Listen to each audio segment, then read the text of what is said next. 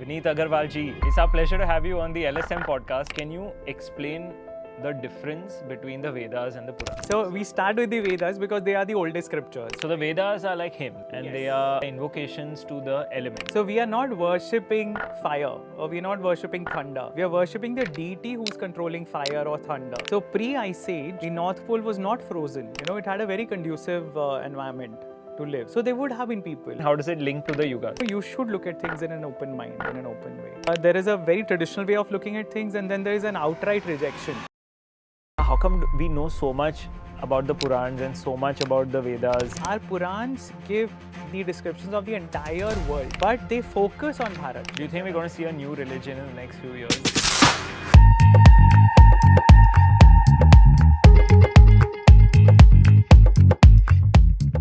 Vineet Aggarwal ji, it's our pleasure to have you on the LSM Podcast after superstar episodes on the Ranveer Show. It's a pleasure to have you on the LSM Podcast. Welcome. Thank you so much. It's my pleasure to be here.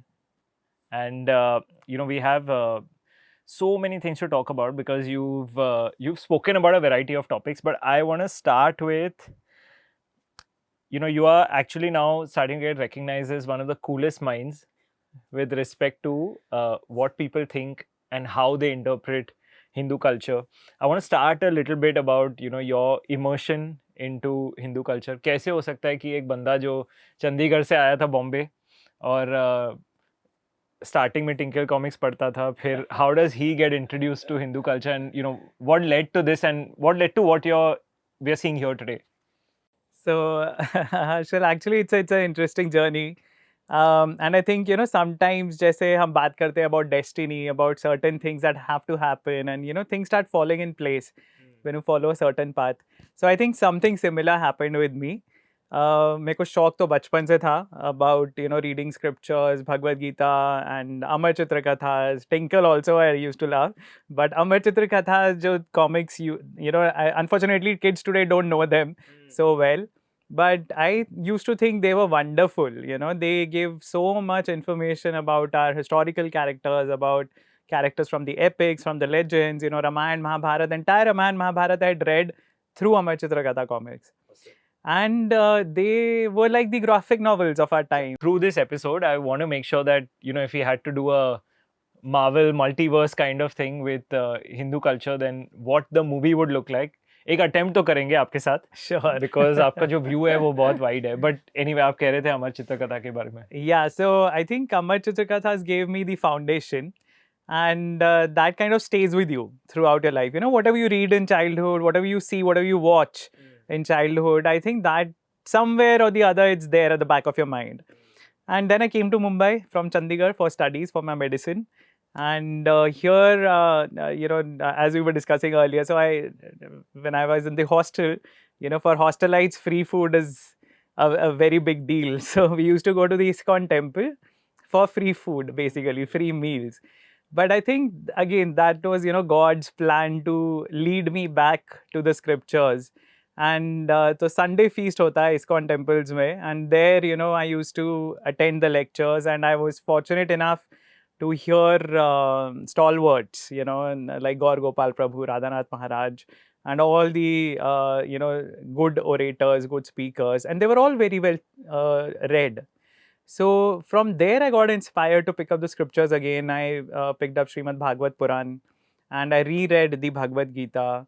And that's how my journey back into the scripture started. So I have a question here. Yeah. With respect to the Puran versus the Vedas. You mentioned the Rigveda and you mentioned Bhagavad Puran. Yeah. Now there are the 4 Vedas, the Rigveda, the Yajurveda, the Samaveda and the Atharvaveda. Yeah. And then there are the Purans. Can you explain the difference between the Vedas and the Purans? Definitely. So a lot of people, I think it's good you asked because a lot of people don't understand, why do we have so many scriptures? First of all, a lot of people are like, most religions have one book. It's simple enough, you just follow what is written in it and then you're sorted. But why does Hinduism have so many scriptures? So I think the basic concept to understand is that our rishis, they understood that everybody cannot have the same intellect, right? all human beings are built differently. You know, we have different, so nature and nurture both play a role. Your upbringing is different, your mindset is different, the kind of environment you're growing up in is different. So all of us cannot have the same approach towards God. Some of us may be more into intellectual stuff, some may want to follow the path of bhakti or rituals, some may be more drawn towards stories. So that is why we have different options, you know. And Vedas are, or Upanishads, they are more of the, so Vedas, proper Vedas, they are more about rituals. So the yagnas that you do, the fire sacrifices that you do. So most of the Vedic verses are meant as prayers to the gods. And these are elemental gods, you know, Indra, Agni, Soma, Varun. So these are the entities, the supernatural entities that early Hindus basically were interacting with, or they were praying to, or they were supplicating that, you know, everything should run smoothly. So that is why they were praying to these gods. And basis the Vedas, the concepts that were given in the Vedas, the Upanishads delved into the metaphysical aspects. So the Upanishads. When you say metaphysical, can you expand that? Yeah, so metaphysical is more, you know, less to do with the mythology, what we call, or the stories, or the concepts. It is the foundational or the existential questions. You know, so what is soul? You know, the concept of soul comes in the Upanishads. You know, what is a soul? What is this entire universe? You know, the Atman and the Brahman, the Parabrahma. All these concepts, the concept of karma, the concept of, you know, transmigration of soul, reincarnation. So we start with the Vedas because they are the oldest scriptures. Right. So the Vedas are like hymns, and they are invocations to the elements. Yes, they are invocations to the gods, to the deities that control those elements. So we are not worshipping fire, or we are not worshipping thunder. We are worshipping the deity who's controlling fire or thunder, right? So, or oceans, or, you know, even Vishnu, Rudra, or Hiranyagarbha, the creator god. So it's not just about the elemental gods, elemental deities.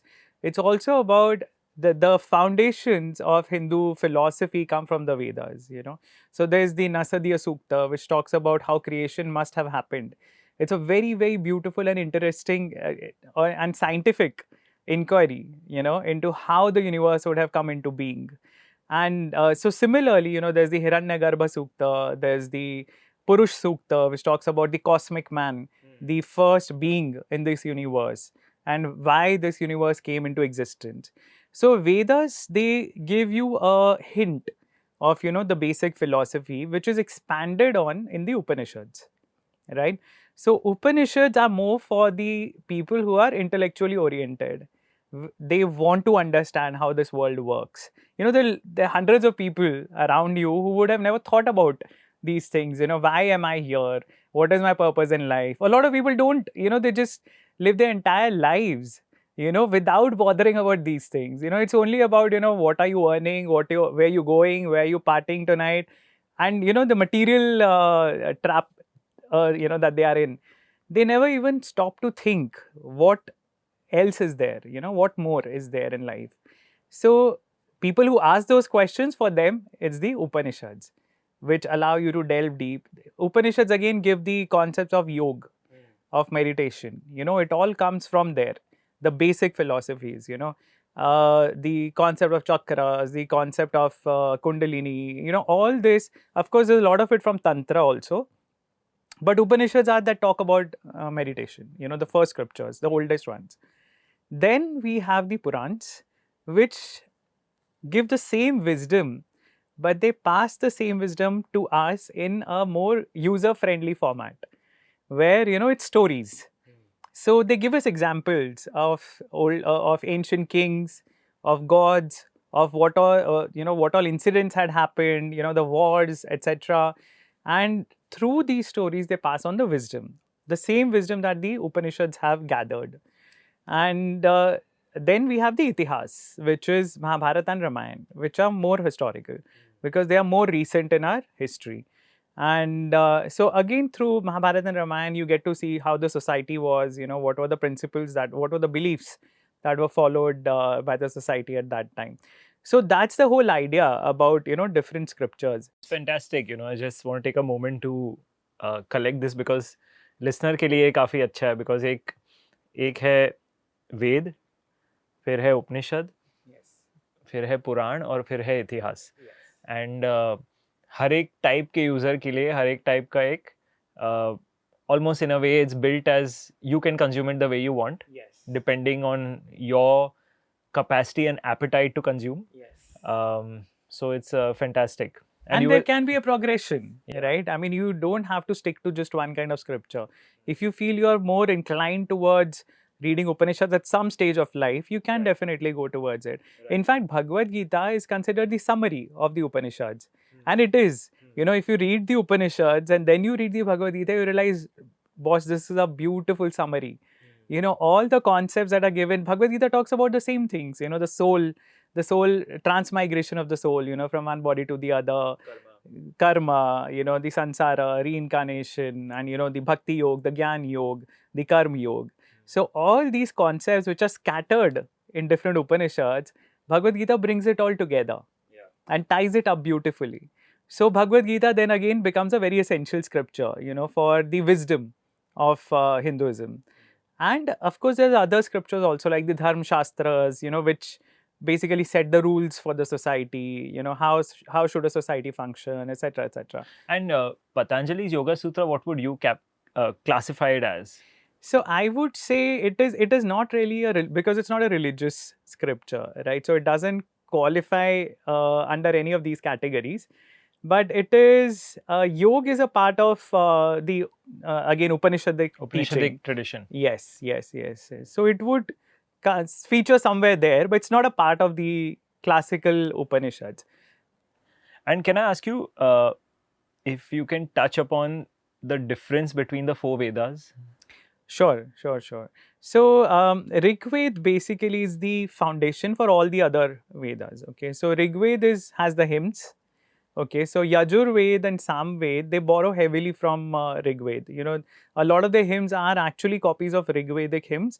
But then Samaveda talks about the intonations or the pronunciations or the way to recite those hymns. Because Sama means singing. So Samaveda basically was about how to, you know, sing these hymns at the time of a fire sacrifice or a yajna. You know, so that's that. And then, you know, Yajurveda also takes a lot of hymns from Rigveda, but it also has additional hymns. And Atharvaveda is more down to earth, I would say, in its approach, where, you know, it deals with the concepts that you know you're probably struggling with every day of your life. You know, if you feel there's an evil eye on you, you know, how do you counter it? So there's curses and there's verses, and then there's what do you call spells, you know, in the Harry Potter language. So there's spells and counter spells and all those things in the Atharvaveda. So it's very interesting, you know, the way, because Rigveda gives these grand concepts, and then Samaveda and Yajurveda, they're utilizing those concepts and they give it you know, a little more in detail. But the Atharvaveda is dealing more practically with the life around you, everyday problems that you're facing. And then Rigveda, again, you know, it's huge. So there's 10 mandals, and one of the mandals completely is dealing with Soma, which is one of the plants, Vedic plants, which was used in a lot of ceremonies. So there's a lot of information, but you know, it is difficult to put it concisely here. But broadly, it is the hymns to the gods and the foundation of the Upanishadic thought. So Soma, can we expand a bit on that? I know we've, you know, as you've spoken about it in the Ranveer show, and you also mentioned it earlier that Soma is elemental as well. So what was the significance of Soma in those times? And you know, then I want to go into little bit of this civilization that we are talking about, this Indus-Saraswati civilization. You know, I want to just paint a picture for the user in the Amar Chitra Katha way, you know, just a scene of what that would look like at that time. So I want to touch upon Soma and then I want to go into that. Sure. So Soma is, you know, from the Vedas, we realize that it was a plant and it was probably a shrub, which was, you know, it was sought after. and it was utilized not just for random consumption, everyday use, not like your coffee or tea, but it is like a ceremony, proper ceremony in which the Soma stalks were, pressed with there was an apparatus to, use it. And then the juice which was extracted, it was passed through a woolen cloth, which acted like a sieve, sort of, and then, that fluid was collected, it was mixed with milk or curd, and then it was offered to the gods. And presumably also consumed, by the people who are participating in the yajna. So Soma has been given, epithets like, it's the divine plant, it's the divine, it's the plant that connects you to divinity, basically. So a lot of Western authors or historians or Indologists, they started believing that, this is a hallucinogen or, hallucinogenic plant. But that's not correct. If you read the Vedas, you'll realize that it's talking about giving you energy, giving you a kick.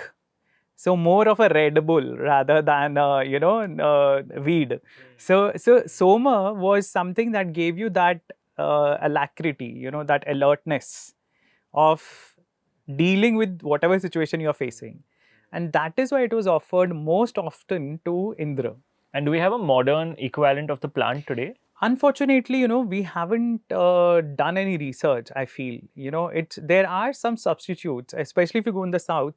A lot of these Soma Yagnas are still conducted, where they use something called a Somavalli, which is a creeper. But this Soma, that's a substitute. Even in Ayurveda, if you see, so there's different categories of Soma plants that are mentioned. But the original Soma plant was a shrub.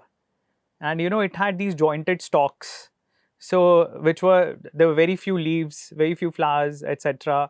And only the stalk was used in the ritual. And so this equivalent, I don't know whether we have a proper equivalent or not, but most likely it was something related to the ephedra species. There's a species of plants called ephedra, and which gives, the extract gives you ephedrine. And ephedrine gives you a very similar rush like an adrenaline rush. So, and that is why it's one of the banned substances in sports. But ephedra or ephedrine, I feel it's the most likely candidate. Awesome. Whenever I speak to people like you, and I'll come to this at the end, which is how do you know so much? Like, we'll come to that. But yeah, like, so you were saying it was offered to Indra. Yes. And as a yagya to Indra. Yes, because Indra is the god of war. So he's not like technically not the god of war as in the Indo-Greek sense, where Ares is the god of war, in Greek mythology or Roman mythology. But Indra was the one who led the charge against the enemy, against the Daityas, the Asuras and all. So Indra needed to be alert, right? He's the leader of the gods and he's leading the charge. So he has to be alert, and that is why Soma is offered to him, that Indra, you drink the Soma and destroy our enemies. That was the whole idea behind it. So Indra, again, beautifully depicted in the Vedas, it's not the Indra that we know from television serials. So, so I'll have to give a little more concept about this, that, the timeline in Hinduism is vast. So we are not talking about thousands of years. We're talking about hundreds and thousands of years and cycles of that. So for Brahma's lifetime, every day of Brahma is known as a kalpa. I'm not going too much in detail, but every kalpa or every day of Brahma has 14 divisions, which are called manvantars. So every manvantar, the Indra changes. So a lot of people don't realize that Indra is not a person. Indra is a title. And when the stories are talking about different Indras, or stories about different Indras are about different people, it's not the same person. So, some of the Indras may be more plotting in character, they're politicians at the end of the day. It's a position that they are fighting for. Some of the Indras may be more warrior-like, some of the Indras may have been a little more, needing help, so that's why they're always shown running to Brahma or Vishnu or Shiva, for help. But the Indra that's mentioned in the Rigveda is a warrior. and he's leading the charge against this dragon called Vritra. And Vritrasur, he's also mentioned in the Bhagavad Puran, etc. So there's a whole story behind it. And so Vritra in the Vedas is described like a dragon. It's a giant serpent who's coiled around the waters of the world, and is hiding behind like 99 fortresses. And Indra destroyed those fortresses, and he kills Vritra with his Vajra. So that gives rise to various epithets for Indra. He's called the Purandar. So Purandar is someone who destroys forts. So now when the Western Indologists, they were translating, they said, oh, because Indra is called the destroyer of forts, this is probably referring to the Aryan invasion. Where the Aryans came in and destroyed the cities of Indus Valley Civilization. So that is how this entire concept, which is only stories, only theory, all this was built up to delineate, the Vedic thought from what could have been an indigenous Indian thought. But there's no such distinction in our scriptures. They don't mention coming from outside. There's no mention of any other rivers or regions outside of India. All the stories are written in India. All these Vedic verses were collected along the banks of the Saraswati and the Ganga and the Yamuna. Saraswati is one of the major rivers. So since you mentioned Sindhu-Saraswati, Indus-Saraswati. So Saraswati is the most talked about river in Rigveda. So we'll come to the Sindhu-Saraswati. I just have one question here. You've also spoken about Bal Gangadhar Tilak's book. Yeah. About the about Arctic home of the Arctic Vedas, home of the Vedas, where it's really, he's talking about the night being extended and the day being extended. And right now you're saying that it's more to do with this region. Yes. So is it because that's when the world was, not as fragmented? It was one planet. Is that the time that we are referring to, and then this becomes the home? So some perspective on that would help. So I think the rishis may have lived near the North Pole in the Arctic region, because the temperature, if you see the climate simulations that they do, so pre-ice age, the North Pole was not frozen. It had a very conducive environment to live. So there would have been people.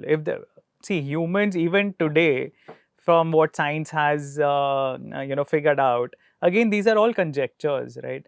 So tomorrow some new discovery might come and suddenly, the history of humanity goes back 100,000 years more. So we don't know. But as of now, they say that about 60,000, 70,000 years ago, mankind, the Homo sapiens, started moving out of Africa. So this was pre-glacial times, right? And there is a possibility that there were people who were living there. And some of our rishis could have lived there, the ones who saw these verses that are talking about multiple dawns and, the nights being extended and all. And the whole concept, some people believe, and of course, Bal Gangadhar Tilakji was also one of them, that, they're talking about the night of Devas to be 6 months long and the day of Devas to be 6 months long. Our Purans talk about that. There's a time dilation. As you move from a lower to a higher loka, there's a time dilation. So Brahma's lifetime is in trillions of years. But Devas don't live that long, but still they live longer than humans. So each of our year is considered as one day of the Devas. So the 6 months of, the Uttarayan, once the Uttarayan begins, that's when the day begins, day starts. And with Dakshinayan, the night begins. So 6 months of day and 6 months of night. So a lot of people assume that because on the poles, that's the case. The night lasts for months together. May not be exactly 6 months, but for months. And similarly, once the dawn has happened, the sun remains in the sky for a long time. So that's the concept. But I don't believe the entire civilization was based out there because, one, of course, we haven't really gone too deep and, hunted or excavated for evidence there. But all our stories are based out of this region. Our Purans give the descriptions of the entire world. But they focus on Bharat. They focus on the land between the northern mountains and the southern sea. And they name it Bharat. The land, Vishnu Puran also mentions that, the land between the snowy mountains and the southern ocean is Bharat. And this is the Karma Bhumi. This is the land of karma. had the civilization originated elsewhere, somewhere at least, you would have got that mention. But none of our scriptures talk about that. So, coming back to, I think, the Indus-Saraswati civilization, so Saraswati is the most praised, most eulogized river in the Vedas. And when you see historically, archaeologically, a majority of sites, Indus Valley sites, are along the banks of the Saraswati river bank. So a lot of people don't know, they're not bothered to even find out, that Saraswati was actually a river. It's not a mythical river. It did exist. In fact, a lot of Western scientists have done work on it. Unfortunately, Indian scientists didn't. But, writers, authors, and I always recommend books from Michel Denino and David Frawley. These are Indologists, Western Indologists who understand where India is coming from, the civilizational background. A lot of Indologists, Western Indologists, they look at it from a very outsider's perspective. But both these authors, they look at it from a insider's perspective, as if they were Indian, they were living here. So I love their writing. And there is a lot of similarity in the things that you find in excavations in Indus Valley sites, like Dholavira, Lothal. There's so many seals that have the peepal tree leaf, and peepal ashwath is one of the major trees in Vaishnava philosophy, where in Bhagavad Gita, Krishna calls himself Ashwath. There's a unicorn which is there in the seals, in the Indus Valley seals, and Ekashringa is again another name of Krishna. So the bull, the Pashupati seal, there are seals that have goddesses, there are seals that have 7. So there's a very beautiful seal. So can you expand this? I'm getting Yeah. a bit curious about this more. Yeah. So the seals, Yeah. and so far what I'm getting is that there is a link between the seals and the elemental aspects of the divine Yes. in that civilization. Yes. So are we trying to indicate that that was one of the most realized civilizations that existed? Most definitely. Definitely, because if you see, most of the ancient civilizations, they had these grand structures. Mesopotamia, Egypt, pyramids and all that. Mayas, Incas, all these, they were much later though. But they have these grand temples and citadels and all those. What did Indus Valley have? It had town planning. It had drainage systems. It had an advanced concept of vastu and positioning of buildings. It had massive granaries. It had massive bathhouses. So you see a focus on hygiene. You see a focus on it was Food production. Food production. It was trading with Mesopotamia. It was trading with Egypt. It was trading. So there were ships. They were good navigators on the sea. So there's so much that comes from these excavations, even though the biggest drawback is that we have not been able to decipher the language or the script which was mentioned there. So that is one of the most contentious issues about Indus Saraswati civilization. But and I hope we are able to get a consensus, because a lot of people interpret it in different ways. And then coming back to the seals that you were talking So about. the seals are the ones that give us a picture of what could have been, the beliefs, I would say, not because the town planning etc. shows us, it was an advanced civilization, because you do not find that level of town planning even today in most countries in the world, not just in India, but a civilization that had that level of town planning where, all the roads were at 90 degrees. They were, the houses were well built, airy, the windows were in the direction from which the wind would come, but not the dust would come. They had plumbing, they had water coming from the upper floors, the flushes, they had washrooms, they had flushes, not like, of course, a hand flush, but the concept of a flush that, the drain connects to the sewer, below, and all of it leads to a bigger drainage system and all that. So, and they had moats, etc., where they, of course, there would have been flooding, seasonal flooding and all that. They had prepared for that. So you see multiple levels of advancement in terms of technology, of urban planning. That can only happen in an urban or an advanced civilization, So seals tell us about the beliefs. They hint at the beliefs. For example, what I was saying was that there was a seal which has a goddess surrounded by a tree, or she's coming out of a tree, something like that. That's how it appears. And there's a man with a bull bowing to her, and there is 7 females standing below it, and it's such a small seal, and you see all this happening there. Now it's very reminiscent of maybe Shiva bowing down to Shakti, and the 7 goddesses could be the Kritikas, the ladies who found Kartike. So there are concepts that can be drawn, that can be figured out, from these. Shivalinga has been found, in various excavations, the proper Shivalingam, So we do know that these existed. There are pits, which seem like the Yajna pits, that this is where fire would have been burnt, It may or may not have been religious in nature, but there's an indication that it could have been. So the weights were standardized across this, right from, say, Afghanistan, bordering Afghanistan, right up to UP, this entire civilization had standard weights. They had the standard big structure.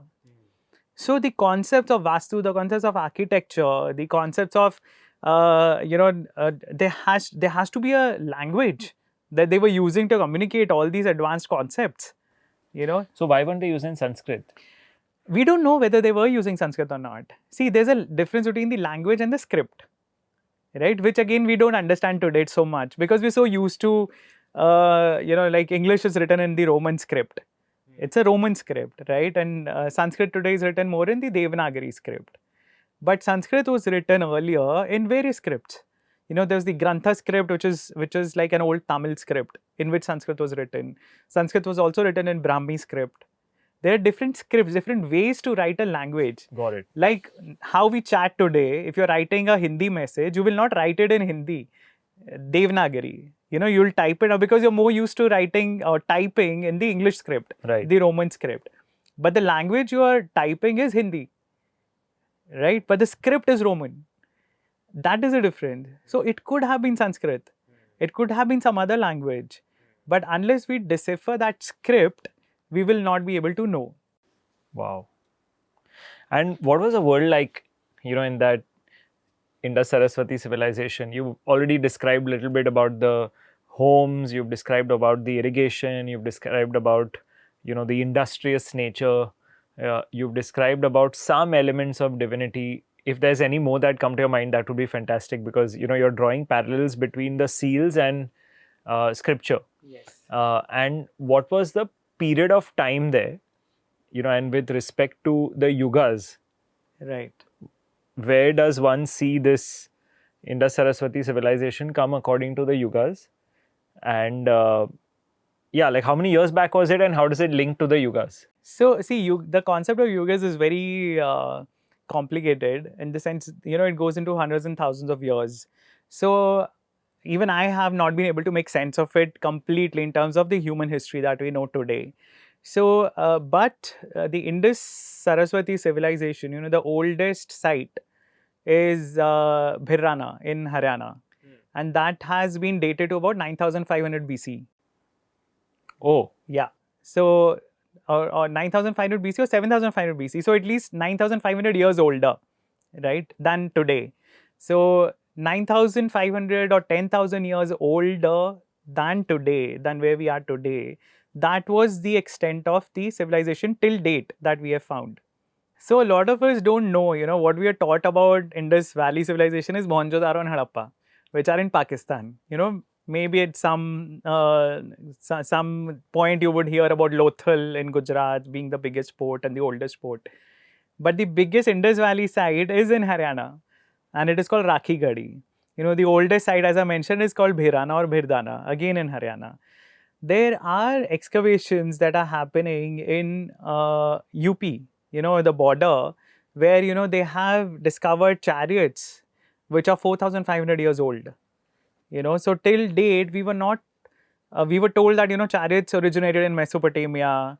And the whole concept of Aryan invasion was like, they came down in chariots and stuff. And, the people living here were more primitive and these guys were more advanced. But no, the Indus Valley cities show that these guys were not primitive. You know, they were probably the most advanced of all ancient civilizations. And so, in terms of yugas, I would say the scriptures talk about Kali Yuga beginning around 3102 BC. So scriptures don't give that time because they don't talk about AD and BC. This date was given by Aryabhat, you know, who was one of the biggest scientists of ancient times, and he calculated, and it is So this is corroborated. pre-Kali Yuga. Indus Valley is... So Indus Valley civilization was at the cusp of, it was towards the ending of Dwapar, which is when the Mahabharat war happened, before Kali Yuga began, you know.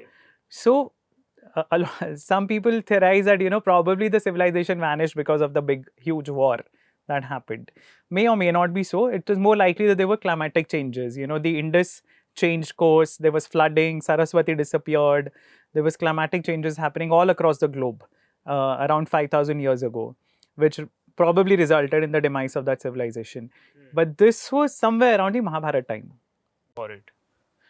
Even these climatic changes, I mean, I guess I'm just speculating here because these climatic changes happen over so many years. Yes. It's not something that happens overnight. Yes. So there would have been a period of resilience, transformation, and then probably they would have migrated to other places. Yes, yes. So that's exactly, you know, what writers like David Frawley and Michel Derrino, they have done. You know, what they have done is they have put together a sort of a probable history basis what the scriptures, the Hindu scriptures talk about, and what is the archaeological evidence that is available. So if you see, as I said, you know, Saraswati is the most talked about river in the Rigveda.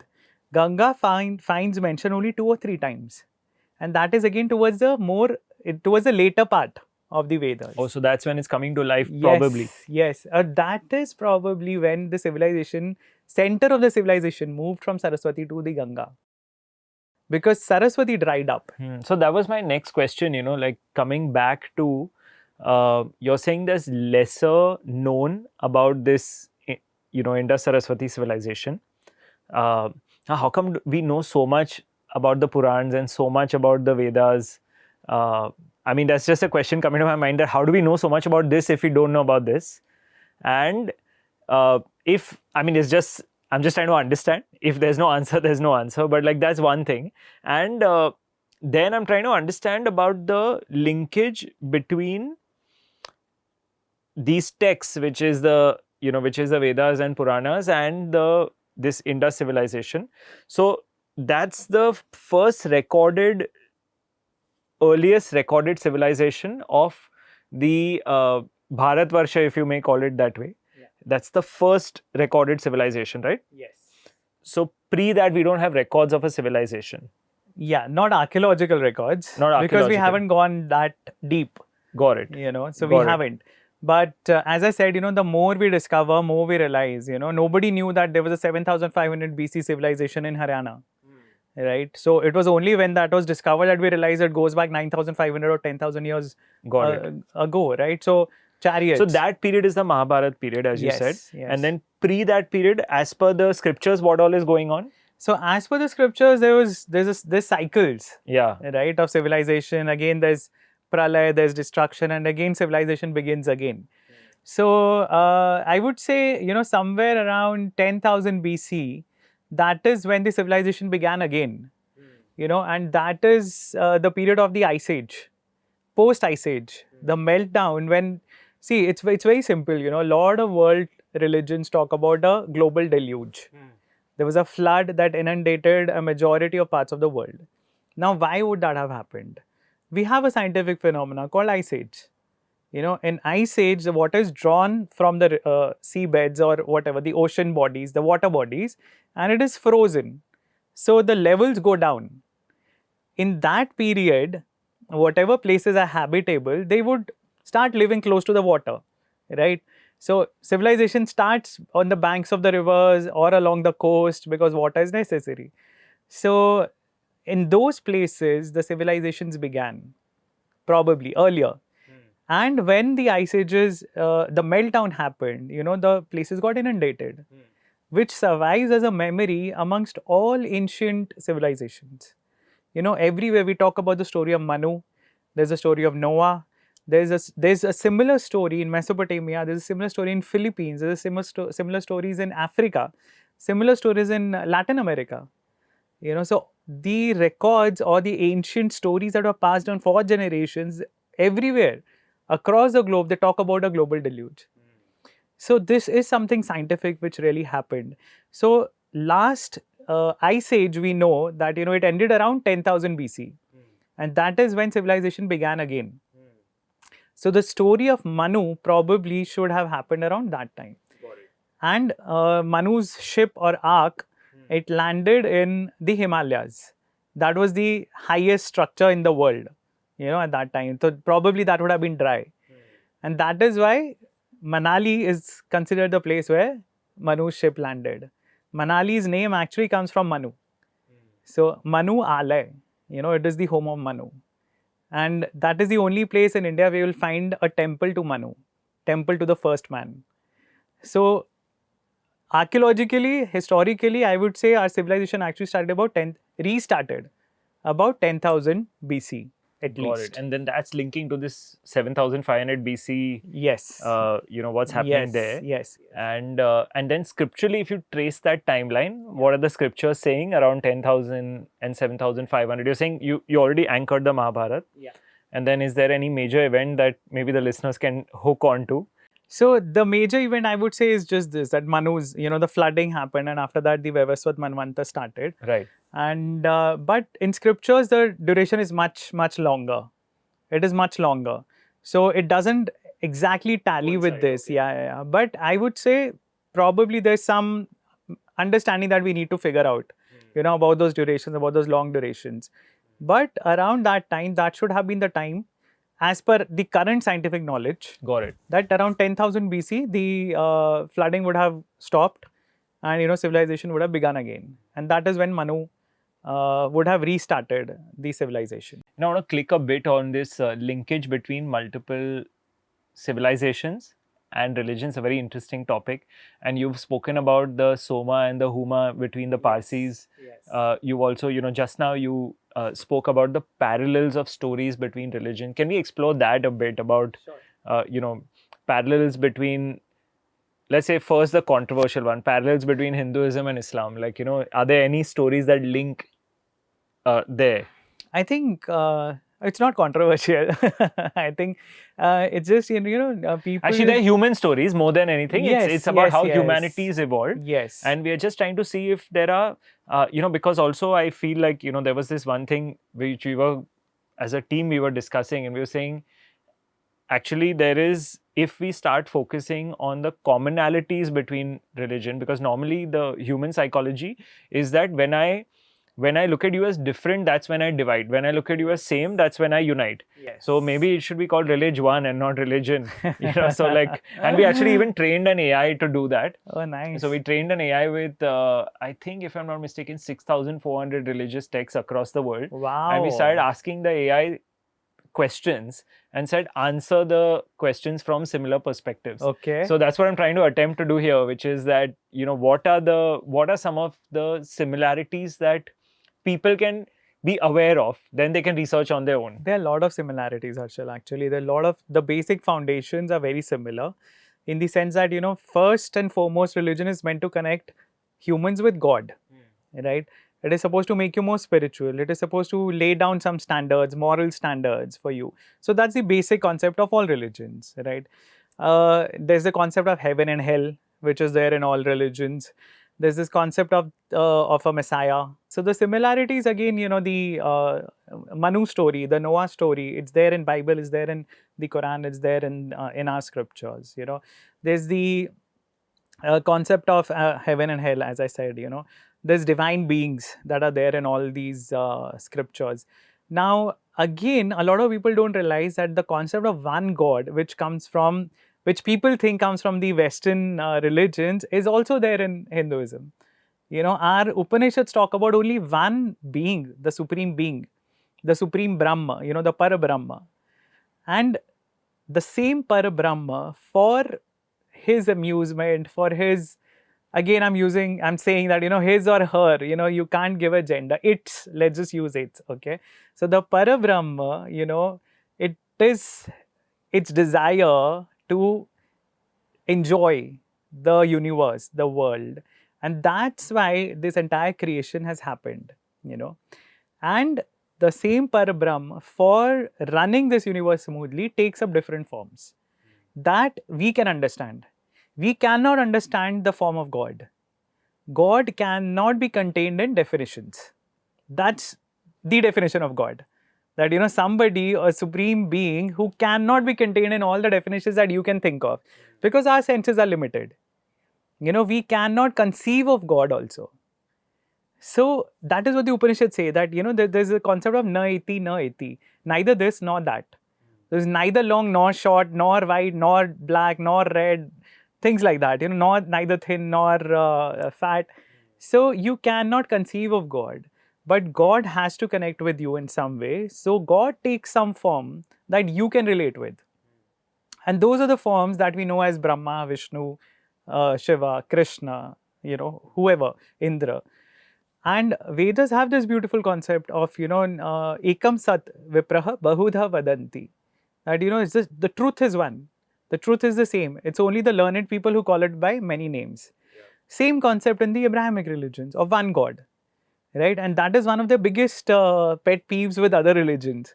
That, you're not allowed to compare anyone to God. But again, that's a misunderstanding. That, Hinduism does not talk about multiple gods. It is not a polytheistic religion. It is polymorphism, I would say, in a way, that God has multiple forms.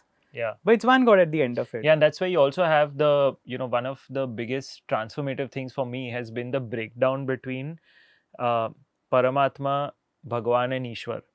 And really the Paramatma is the indwelling divine, the one that sits in all of us. And whether you're from a Advaitic tradition or a, or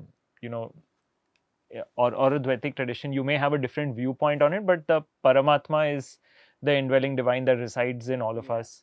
The Bhagwan is the form through which, we are able to attach some qualities and really connect with deeper with so many Bhagwans. Yes. And then go through that into the prism into Ishvara, which is the all-pervading, or, pretty much exactly like you described, can't be put into words. Yeah. And that these are just different breakdowns and different ways to connect. Rather than to, say really actually there is one versus the other. It's not one versus the other. And I think as you started out also, the breadth of the religion as well as the depth of the religion is such that it allows you to connect in many different ways. And it's a joy to be able to connect those different ways. Definitely. In fact, if you see, some of the traditions that we follow are bases where the thought originated. Why is fire, considered holy here? And fire is considered a sign of hell, in the Western mythologies. They were born in the desert, they would not value fire. We were living in a tropical jungle, we needed fire, to keep ourselves safe. We needed fire to clear out the forests, to establish civilization. So the values were different. How these civilizations began to grow. But that does not mean that the foundations are different. Foundation is the same, of connecting man to God, following a certain set of rules. Now, of course, those set of rules would be applicable for a subset of population in a given geographical area. But when you move out of that geographical area, you ideally should adapt. Variations that are going to see a new religion in the next few years? Like, I think, you think AI is going to play a role in that? Well, let's just hope AI doesn't become God. But, I feel it's very hard to say, on one hand, internet and social media has exposed you to so many different thoughts. And you feel that it should have allowed humanity to open up its mind. But on the other hand, you see all these silos coming up, of like-minded people going into a shell. And they will not even look at the other side of the argument, which has happened in politics, which has happened in religion. And you find radicalism radically growing because it's Kali Yuga ultimately. So I don't know where we are headed, but hopefully, because all this information is available, it should be easy to clear out your misunderstandings about anyone else. It could be other religion, it could be other political view, it could be other ideology. If you are genuinely interested in finding out, you can. Just that, there's a lot of misinformation also available. And people just look at the surface level and they see the differences and then they settle with that difference in their mind. So as we go towards the end, I want to touch upon two things. I want to touch upon that multiverse Yeah. and how like maybe spend some time, give you enough space to build that out. If a very talented production house is listening, or a very very I hope so. talented film director is listening, saying you're the person to collaborate with on this. So I want to go on to that, but before that, I want to speak, Vineet, about this. You have spoken about the Vimanas of ancient times. So I want to double click a bit on that. And you spoke about a mercurial vortex powering the Viman. Yes. So can we touch a bit upon that? Firstly, a little bit about the Viman, what is written and what has been documented. And can you explain this mercurial vortex as the power source, and why can't we tap into it today? So the concept of mercurial vortex is mentioned, but not the details are not given.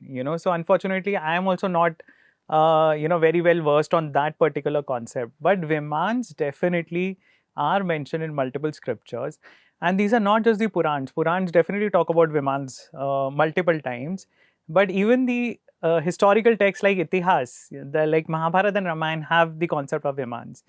So clearly, it is not just somebody's imagination. Are they in the Itihas? Are they Viman as a because sometimes you'll have a Jatayu, which is a form, a living form you fly on. No, these or is are it machines. Mechanical? These are machines. Yeah, these are mechanical yantras. Okay.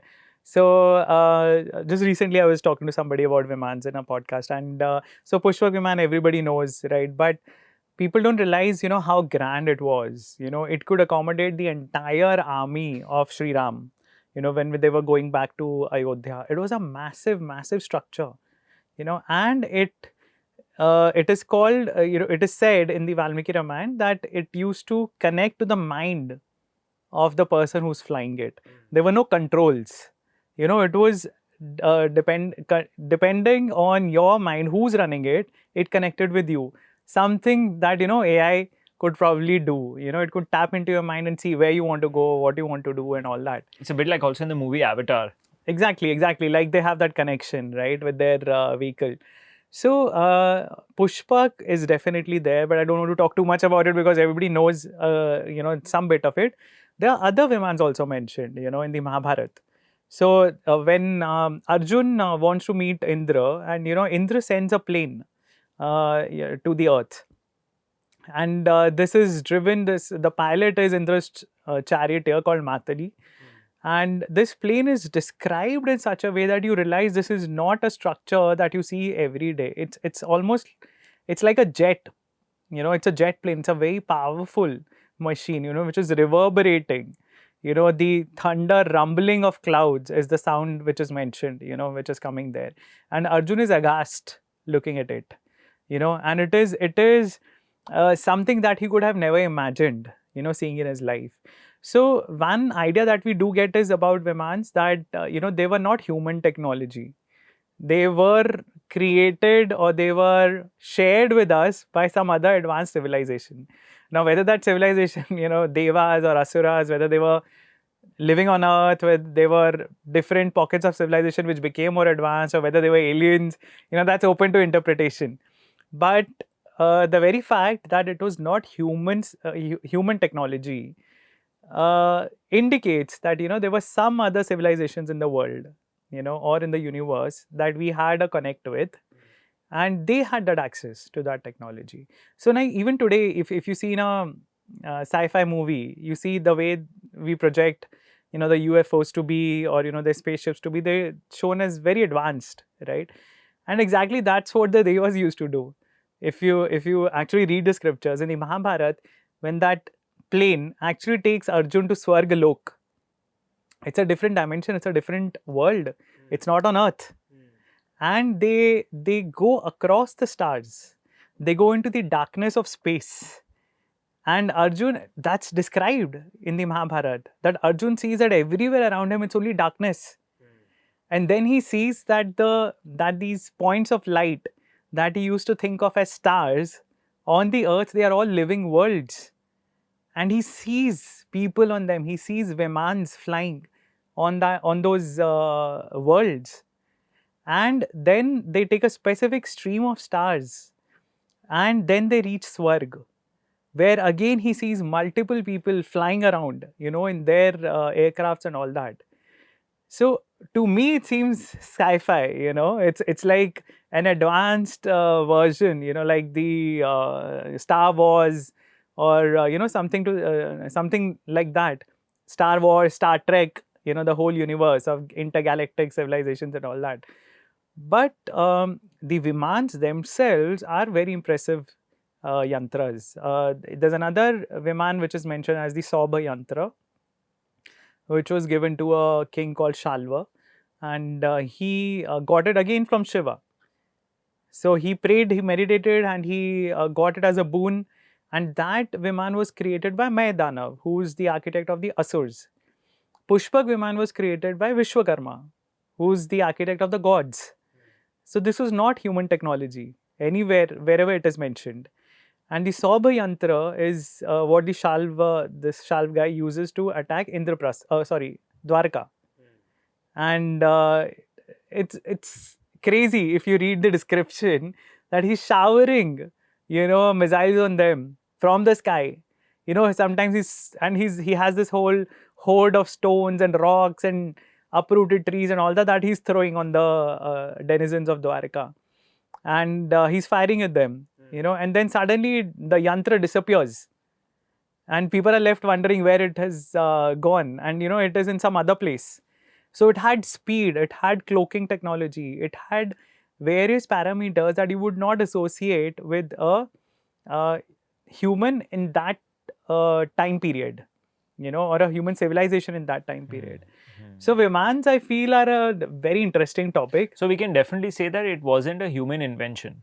They were not. They were not human inventions. They were accessed from other dimensions. Yes. Whether that is elements of sci-fi or whether that is true elements, that remains to be known. But it's documented in multiple places. Yes.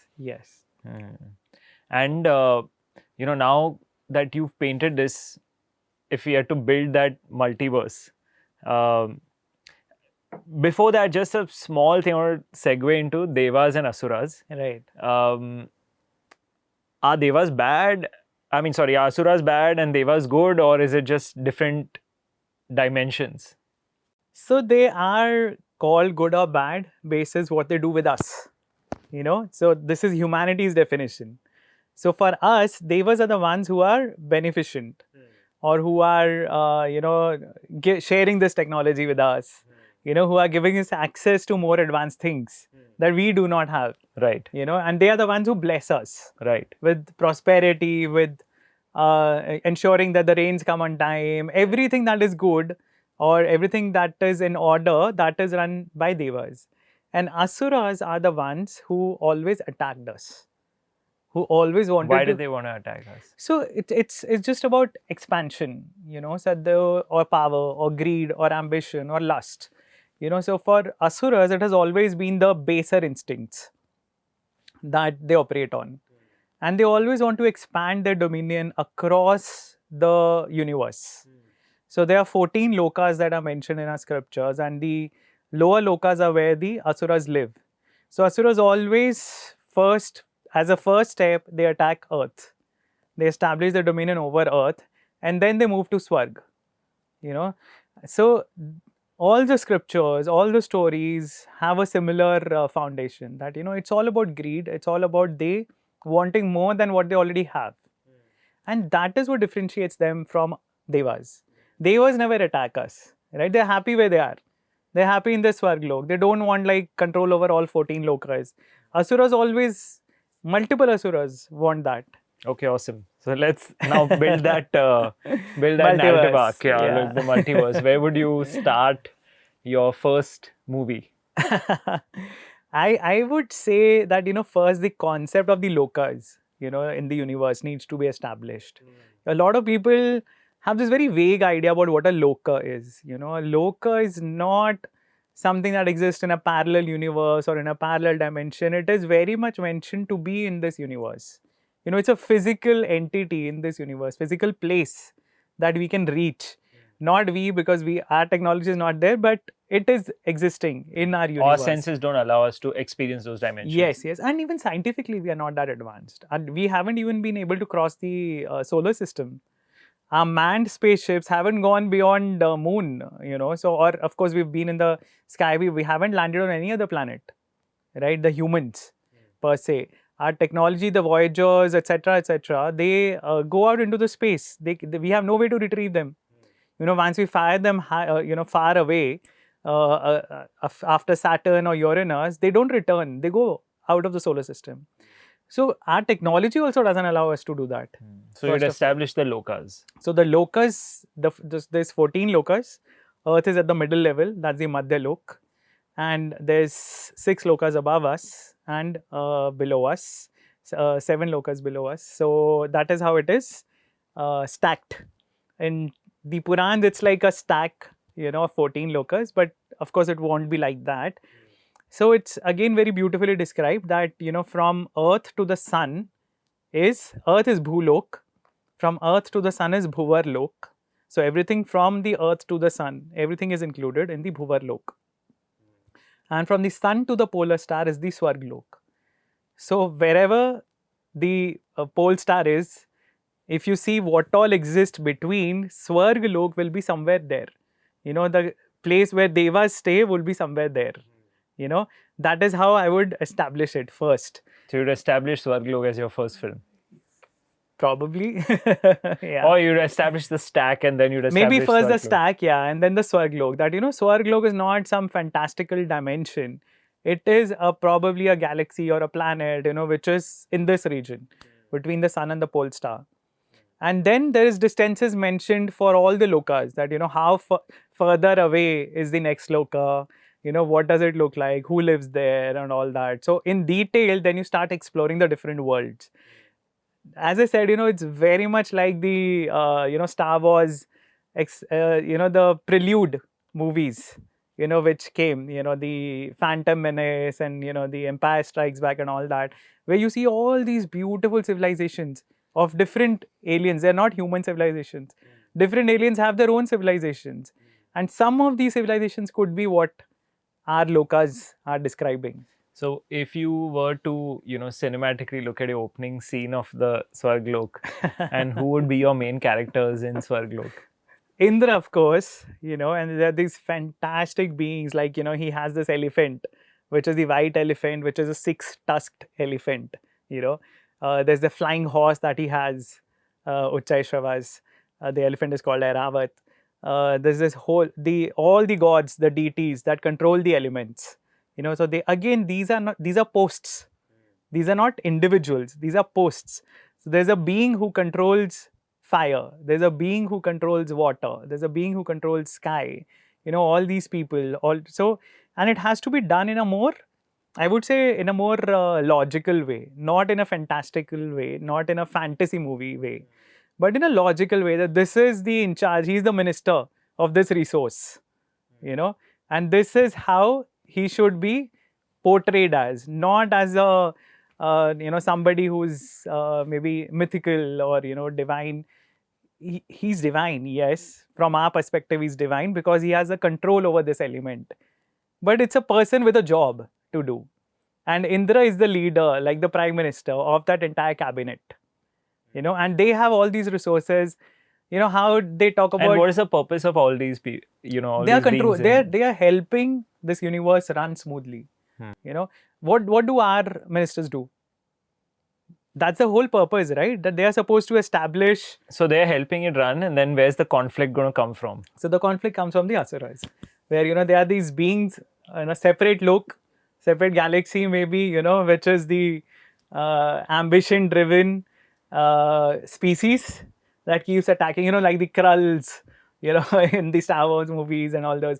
So where you have all these aliens, there are different kinds of aliens that are shown even in sci-fi, right? So there's some aliens that are there to help us, where they may not want to interact so much with us, but whenever they get in touch with us, they do help us. But there's the other end of the spectrum where they're always trying to attack, on Earth. Those are the Asuras.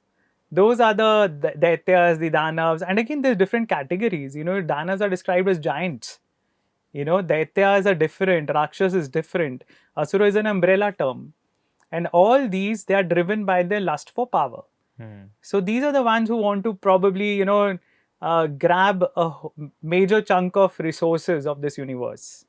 And that is why they are attacking. And that is where the conflict begins. So again, and who will be the hero of your story? Indra. Yeah. In the war against the Asuras. Yeah. Most definitely. Indra is a fascinating character in the Rigveda, And unfortunately, our television serials have not done justice to him. So, but Indra is resourceful. The very fact that he finds all these different ways to... And also this interesting part that you spoke about, Indra is a position, not a being, So then that lends itself to a very interesting creative narrative. Yes, definitely. Imagine, it's a politician who wants to save his own kursi, right? So he will try everything to stay in power. And that is where Indra is coming from, So he's not a bad person. He is basically putting any upstart, back in his place. That, boss, I am Indra, you cannot mess with me. And even in war with Ravan, when Ravan attacks Swarg, the description, he's not a pushover. The Devas fight back, very strongly. It's only because of Meghnad's use of illusion or Maya that he's able to capture Indra. That is why, he gets the epithet of Indrajit, because he captures Indra by stealth, by, disappearing and then attacking Indra. But till then, the Devas are giving Ravan, who has a boon of invincibility, they're giving him a good bashing. They're at a very strong defending position. So I would like to portray Indra as in the real sense, in the real way, how so he's if described. We play this out, let's say the Asura is Ravan. Okay. And there is a capture of Indra. What happens in part 2?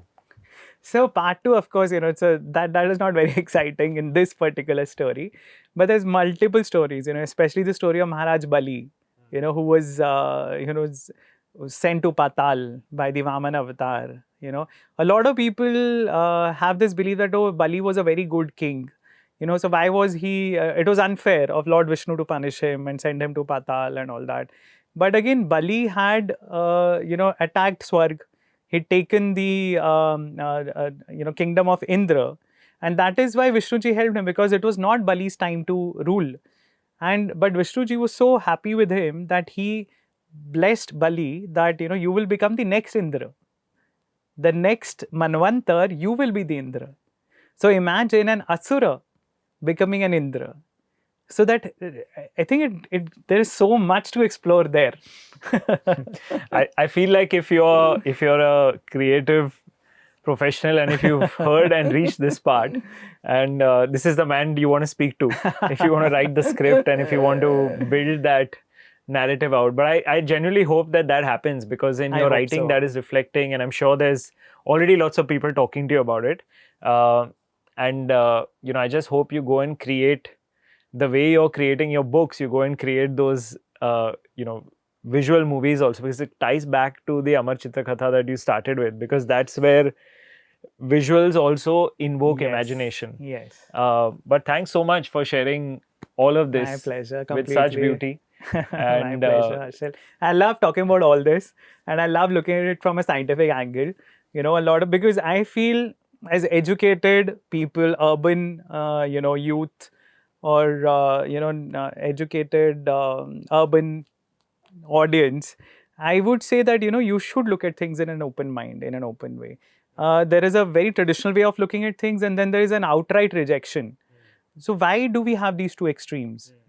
Why not find a middle ground and look at it objectively from a scientific angle and see what could be the possibilities? Yeah, because this human life is an opportunity. It is. And you've It spoken is. about that as well. Yes, yes, yes. So that opportunity which it is, if you are able to read and see yes. all of the various perspectives and you sit yourself in the middle of it, Yes. that's how you'll be able to navigate your life. Definitely. And pick whatever works for you, which is fine.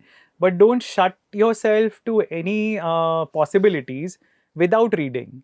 That is what I would suggest, because a lot of people just have a very fixed notion about religion, about things, about what could have been possible. And, a lot of people, this is just not possible. This is just myth.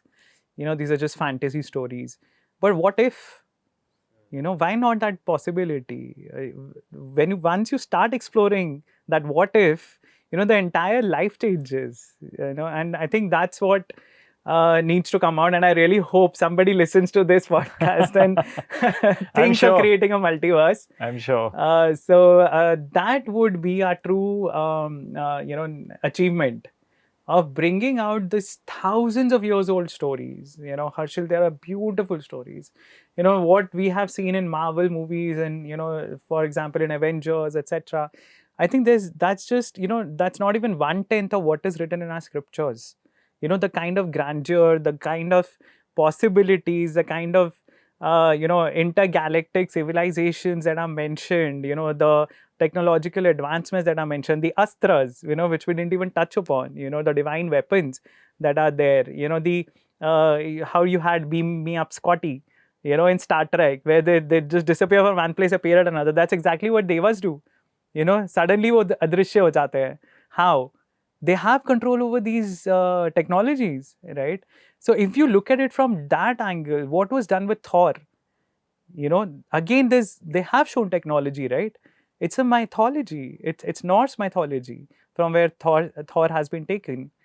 But how beautifully they have put it in a more scientific and a logical and a more acceptable way for modern audience. Why can't we do it with our stories, which are inherently more advanced scientifically to begin with?